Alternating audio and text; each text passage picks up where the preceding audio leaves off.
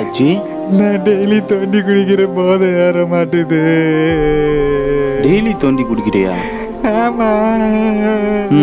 ஐயோ, சந்தேகப்பட்டு தோண்டி தோண்டி குடிச்சா எப்படா போதை ஏறும்? போதையாகணும்னு நம்பி மூடி வைக்கணும், போதையாகும். ஒரு வாரம் தான் டைம் இல்லைன்னா அவ்வளோதான். நம்புடா.